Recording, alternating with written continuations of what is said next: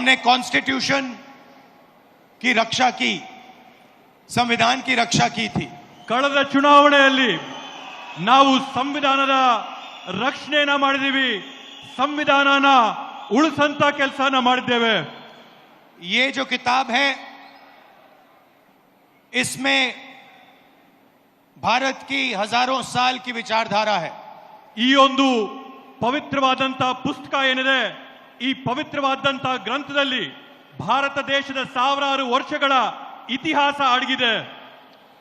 इसमें महात्मा गांधी, अंबेडकर जी, जवाहरलाल नेहरू, सरदार पटेल की आवाज गूंजती है।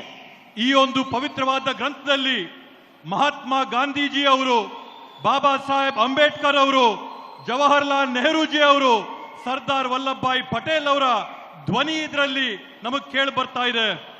मगर इस किताब में बसवना जी, नारायण गुरु, फूले जी, इनकी भी आवाज गूंजती है। ಹಾಗೇನೆ ಈ ಒಂದು ಗ್ರಂಥದಲ್ಲಿ ಬಸವಣ್ಣ ಅವರ ಧ್ವನಿ, ಫುಲೆ ಅವರ ಧ್ವನಿ, ಎಲ್ಲರ ಧ್ವನಿ ಕೂಡ ಕೇಳಿ ಬರ್ತಾ ಇದೆ। और इसकी नींव, इसका foundation one man one vote.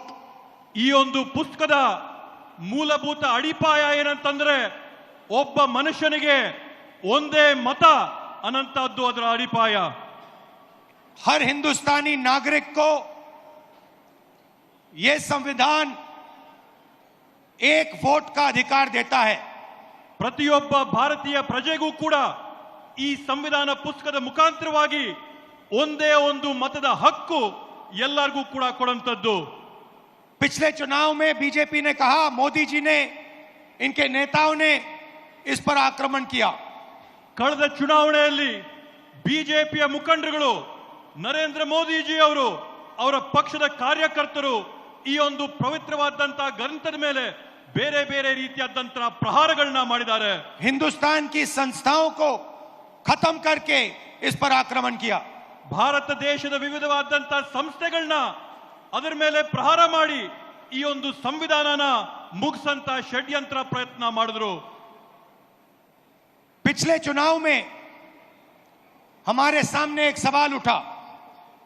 ಕಳೆದ ಚುನಾವಣೆಯಲ್ಲಿ ನಮ್ಮೆಲ್ಲರ ಮುಂದೆ ಒಂದು ಪ್ರಶ್ನೆ ಉದ್ಭವಿಸಿತು। लोकसभा का चुनाव हुआ, उसके बाद महाराष्ट्र का चुनाव होता है।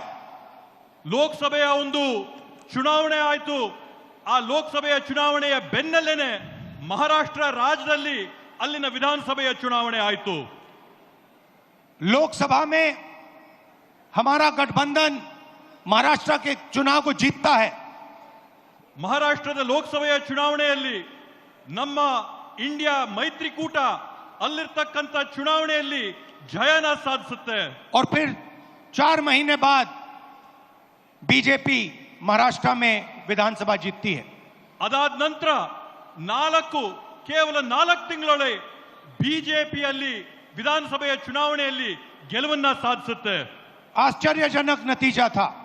ಇವತ್ತು ಅದರ ಪರಿಣಾಮ ಏನಾಗಿದೆ? हमने पता लगाया तो पता लगा कि 1 करोड़ नए वोटरों ने वोट किया विधानसभा में। ಇವತ್ತು ನಾವು ಆ ಒಂದು ಫಲಿತಾಂಶದಲ್ಲಿ ಪತ್ತೆ ಹಚ್ಚಿದ್ದೇನಂತಂದ್ರೆ ವಿಧಾನಸಭೆಯ ಚುನಾವಣೆಯಲ್ಲಿ ಹೊಸದಾಗಿ 1 ಕೋಟಿ ಜನ मतदान ಮಾಡಿದ್ದಾರೆ ಅಂತ ಹೇಳಿ। 1 करोड़ नए लोग जिन्होंने लोकसभा में अपना वोट नहीं डाला था, जादू से ये विधानसभा में वोट डालने निकल आए।